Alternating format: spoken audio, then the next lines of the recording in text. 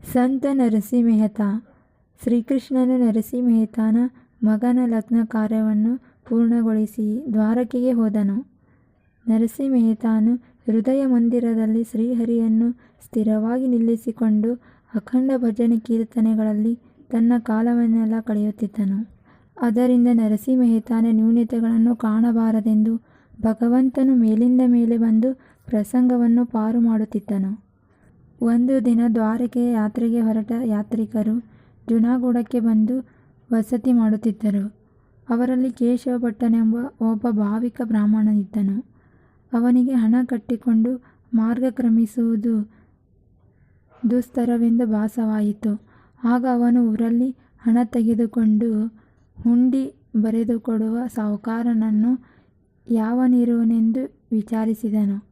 ಕೆಲವು ಜನರು ಅವನಿಗೆ ನರಸಿ ಮೆಹ್ತಾನ ಹೆಸರನ್ನು ಸೂಚಿಸಿದರು. ಅದರಂತೆ ಅವನು ನರಸಿ ಮೆಹ್ತಾನ ಮನೆಗೆ ಹೋದನು.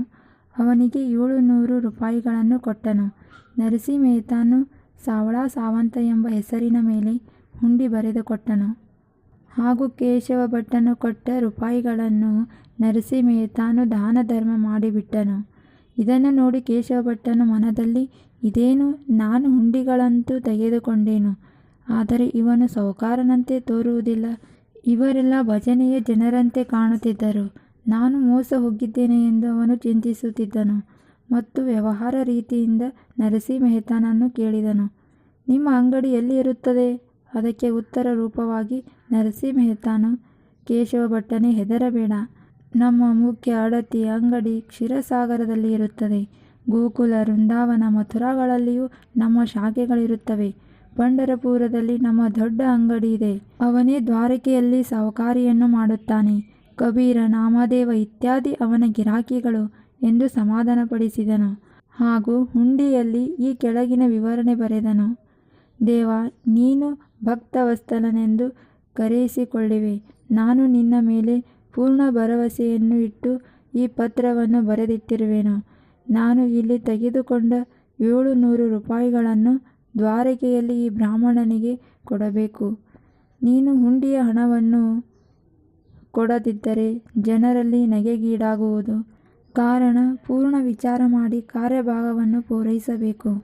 ಆ ಹುಂಡಿಯನ್ನು ತೆಗೆದುಕೊಂಡು ಆತನು ದ್ವಾರಕೆಗೆ ಬಂದನು. ಕೇಶವ ಭಟ್ಟನ ಮನಸ್ಸಿನಲ್ಲಿ ನಾನಾ ಪ್ರಕಾರ ಕಲ್ಪನೆಗಳು ಬಂದವು. ಪ್ರಾರಬ್ಧದ ಮೇಲೆ ಭಾರ ಹಾಕಿ ಅಂಜುತ್ತಾ ದ್ವಾರಕೆಗೆ ಬಂದನು. ಅಲ್ಲಿ ಗೋಮತೀರ್ಥದಲ್ಲಿ ಸ್ನಾನ ಮಾಡಿ ಶ್ರೀಕೃಷ್ಣನ ದರ್ಶನವನ್ನು ತೆಗೆದುಕೊಂಡನು. ಪೂಜಾರಿಯನ್ನು ಅವನು, ಇಲ್ಲಿ ಸಾವಳಾ ಸಾವಂತ ಸಾಹುಕಾರನ ಅಂಗಡಿ ಎಲ್ಲಿದೆ ಎಂದು ಕೇಳಿದನು. ಆಗ ಅವನು, ಈ ಹೆಸರಿನ ಸಾಹುಕಾರನು ಇಲ್ಲಿ ಯಾರೂ ಇರುವುದಿಲ್ಲ.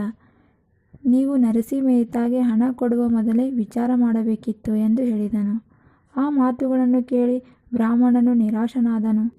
ಈ ಸಂಕಟದಿಂದ ಪಾರು ಮಾಡುವವನು ನಾರಾಯಣನ ಹೊರತು ಬೇರೆ ಯಾರೂ ಇಲ್ಲವೆಂದು ಚಿಂತಿಸುತ್ತಾ ಹಣೆಗೆ ಕೈ ಹಚ್ಚಿಕೊಂಡು ಒಂದು ಕಟ್ಟೆಯ ಮೇಲೆ ವಿಚಾರಮಗ್ನನಾಗಿ ಕುಳಿತುಬಿಟ್ಟನು. ಕೃಷ್ಣನು ಸಾಹುಕಾರನ ವೇಷದಿಂದ ಬ್ರಾಹ್ಮಣನ ಹತ್ತಿರ ಬಂದು, ಯಾಕೆ ಚಿಂತಾಕ್ರಾಂತನಾಗಿ ಕುಳಿತಿದಿ ಎಂದು ಕೇಳಿದನು. ಆಗ ಬ್ರಾಹ್ಮಣನು ಅವನಿಗೆ ತನ್ನ ಸಂಪೂರ್ಣ ಸಂಗತಿಯನ್ನು ಹೇಳಿದನು. ಆಗ ಅವನು, ಸಾವಳಾ ಸಾವಂತ ಸಾಹುಕಾರನೆಂದರೆ ನಾನೇ ಎಂದು ಹೇಳಿದನು. ನರಸಿ ಮೆಹ್ತಾ ನನ್ನ ಮೇಲೆ ಯಾವ ಕೆಲಸವನ್ನು ಒಪ್ಪಿಸಿರುವನು ಎಂದು ಕೇಳಿದನು. ಬ್ರಾಹ್ಮಣನು ಹುಂಡಿಯನ್ನು ತೆಗೆದು ಆತನ ಕೈಗೆ ಇಟ್ಟನು. ಅದನ್ನು ನೋಡಿಕೊಂಡು ಶ್ರೀಕೃಷ್ಣನು ತಕ್ಷಣ ಅವನಿಗೆ 700 ರೂಪಾಯಿಗಳನ್ನು ಕೊಟ್ಟು ಬಿಟ್ಟನು. ಆಗ ಬ್ರಾಹ್ಮಣನಿಗೆ ಅತಿಶಯ ಆನಂದವಾಯಿತು. ಕೇಶವ ಭಟ್ಟನು ದೇವನನ್ನು ಕುರಿತು, ನೀವು ಇಷ್ಟು ಶ್ರೀಮಂತರಿದ್ದು ಬಡ ನರಸಿ ಮೆಹ್ತಾನ ಕೆಲಸವನ್ನು ಇಷ್ಟು ಅಗತ್ಯಪೂರ್ವಕ ಯಾಕೆ ಮಾಡುವಿರಿ ಎಂದು ಪ್ರಶ್ನೆ ಮಾಡಿದನು. ಆ ಮಾತಿಗೆ ದೇವನು, ನರಸಿ ಮೆಹ್ತಾ ಸ್ವತಃ ವಿರಕ್ತನಾಗಿರುವನು. ಅವನಿಗೆ ಸಂಪತ್ತಿಯನ್ನು ಹತ್ತಿರ ಇಟ್ಟುಕೊಳ್ಳುವುದು ಬೇಡವಾಗಿದೆ. ಅವನ ಸ್ವಭಾವದ ಮುಂದೆ ನಮ್ಮ ಆಟವೇನೂ ನಡೆಯುವುದಿಲ್ಲ. ಅವನದು ನಮ್ಮ ಮೇಲೆ ಪೂರ್ಣ ವಿಶ್ವಾಸವಿದೆ. ನಮ್ಮಿಂದ ಎಂದೂ ವಿಶ್ವಾಸಘಾತ ಆಗುವುದಿಲ್ಲ. ಆತನು ನಂಬಿಬಿಟ್ಟಿದ್ದಾನೆ. ಕಾರಣ ಆತನ ಎಲ್ಲ ಗಂಟನ್ನು ನಾವು ಕಾಯುತ್ತೇವೆ ಎಂದು ಹೇಳಿ ಅಲ್ಲಿಂದ ಹೊರಟು ಹೋದನು.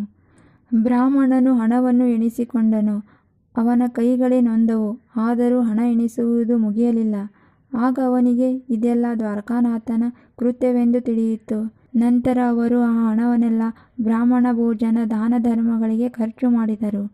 ಕೃಷ್ಣನ ದರ್ಶನ ಪಡೆದು ಆ ಬ್ರಾಹ್ಮಣನು ಜುನಾಗಢಕ್ಕೆ ಬಂದನು.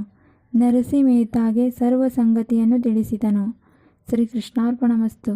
ಹರೇ ಶ್ರೀನಿವಾಸ, ಹರೇ ಶ್ರೀನಿವಾಸ.